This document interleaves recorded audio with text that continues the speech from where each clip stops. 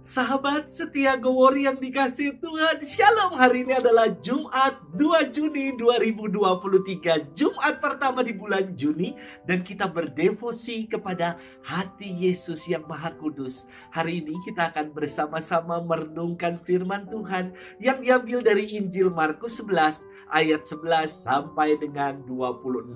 Mari kita siapkan hati kita. Haleluya, haleluya, haleluya. Aku telah memilih kalian dari dunia, agar kalian pergi dan menghasilkan buah, dan buahmu itu tetap. Haleluya, haleluya, haleluya. Tuhan bersamamu dan bersama rohmu. Inilah Injil suci menurut Markus. Dimuliakanlah Tuhan. Pada waktu Yesus tiba di Yerusalem, ia masuk ke bait Allah dan meninjau semuanya. Tetapi karena hari sudah hampir malam, ia keluar ke Betania bersama ke-12 muridnya. Keesokan harinya, sesudah mereka itu meninggalkan Betania, Yesus merasa lapar. Dan dari jauh ia melihat pohon ara yang sudah berdaun. Ia mendekatinya untuk melihat kalau ia mendapat apa-apa pada pohon itu. Tetapi waktu tiba di situ ia tidak mendapat apa-apa selain daun-daun saja, sebab memang bukan musim buah ara. Maka Yesus berkata kepada pohon itu, "Jangan lagi seorang pun makan buahmu selama-lamanya." Ucapan itu terdengar pula oleh para murid. Maka Yesus dan murid-muridnya tiba di Yerusalem. Sesudah masuk ke bait Allah, mulailah Yesus mengusir orang-orang yang berjual beli di halaman bait Allah. Meja-meja penukar uang dan bangku-bangku pedagang merpati dibalikannya, dan ia tidak mengizinkan orang membawa barang-barang melintasi halaman bait Allah. Lalu ia mengajar mereka, "Bukankah ada tertulis, rumahku akan disebut rumah doa bagi sekalian bangsa? Tetapi kalian ini telah menjadikannya sarang penyamun."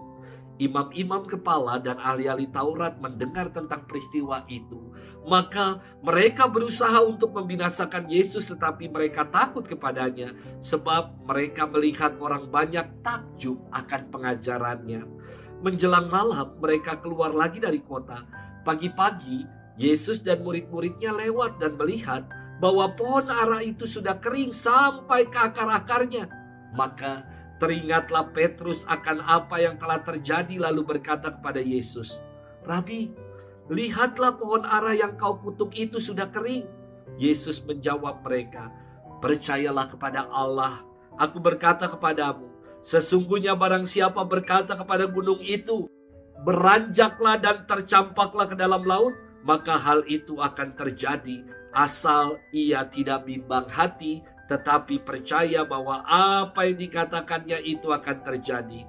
Karena itu aku berkata kepadamu, apa saja yang kalian minta dan kalian doakan akan diberikan kepadamu, asal kalian percaya bahwa kalian akan menerimanya.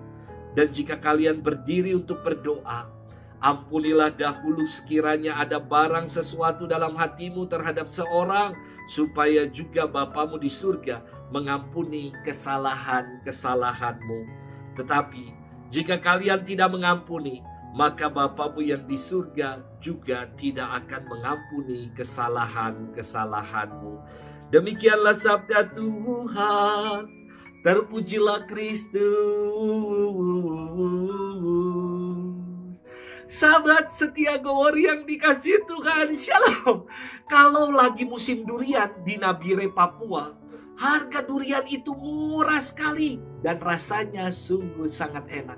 Saya pernah beli durian sampai 1 bak mobil. Wow, untuk dibawa ke pedalaman, dan kami pesta durian di kampung. Karena harganya memang sangat murah sekali. Namun ketika sedang tidak musim, selain harganya yang mahal, rasa durian pun anyap alias hambar dan tidak bisa dinikmati. Sahabat setia Gowori yang dikasihi Tuhan, firman Tuhan hari ini nampak membingungkan karena kisahnya seperti tercampur-campur. Yesus dikisahkan lapar. dan hendak memetik buah ara. Lalu pohon ara yang didatanginya tidak berbuah, padahal sudah berdaun. Maka Yesus mengutuk pohon ara itu. Loh, kenapa ya? Kok Yesus mengutuk pohon ara? Padahal dikatakan dengan jelas bahwa saat itu bukan lagi musim buah ara. Apa karena Yesus sungguh sangat lapar sehingga sembarangan mengumpat? Sebagaimana tagline yang mengatakan lapar galak, kenyang ngantuk. Tentu tidak demikian. Sekurang-kurangnya saudara-saudari ada 3 penafsiran dari kisah ini.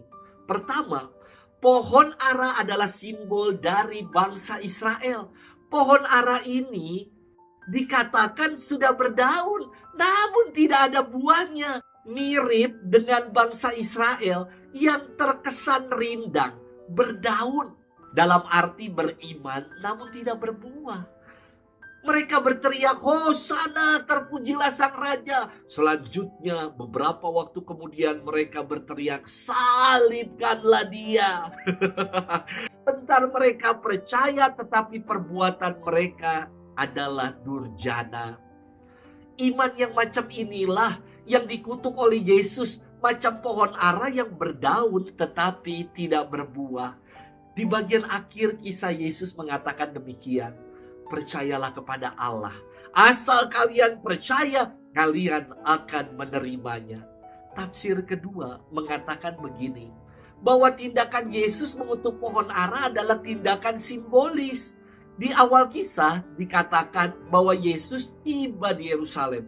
Ia masuk ke dalam bait Allah dan mengamati bait Allah yang kacau balau. Bait Allah yang dijadikan sarang penyamun. Karena hari sudah malam, Yesus pergi ke Betania. Jarak Betania lebih kurang 3,2 kilometer dari Yerusalem.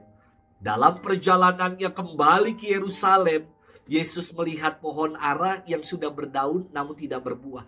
Yesus mengutuk pohon ara itu sebagai tindakan simbolis atas orang-orang Yahudi yang menjadikan bait Allah sebagai tempat untuk berjualan. Maka setelah kisah pengutukan pohon ara, Yesus segera datang kembali ke bait Allah. Ia mengusir para penukar uang, membalik-balikan meja-meja para penukar uang itu, dan mengatakan bahwa bait Allah ini adalah rumah doa bagi segala bangsa. Tafsir yang ketiga adalah terkait waktu panen pohon ara. Dalam setahun, musim panen pohon ara itu terjadi 3 kali. Yakni yang pertama, pada akhir musim dingin. Buahnya belum cukup masak dan rasanya asam dan hambar. Panenan di awal musim semi, buahnya itu rasanya juga asam. Namun, panenan di musim gugur atau di masa panen utama buah ara, rasanya sungguh benar-benar nikmat, manis, dan enak. Pohon ara yang disampaikan dalam firman hari ini telah berdaun, menandakan bahwa musim itu adalah musim semi. Namun kenapa tidak berbuah? Pernyataan bukan musim buah ara, arti sebenarnya adalah bukan musim panen yang utama yang di musim gugur itu. Jadi tindakan Yesus yang mengutuk pohon ara adalah simbol dari hidup yang tidak berbuah dan tidak bermakna. Yesus tidak mengharapkan buah ara seperti yang di panenan utama, yang nikmat, yang manis rasanya. Yesus hanya berharap buah ara apa adanya. Yang terjadi di musim semi, gak apa-apa rasanya masam. Namun yang Yesus harapkan, pohon ara ini tetap berbuah. Namun pohon ara yang didapati oleh Yesus hanya berdaun tetapi tidak menghasilkan buah.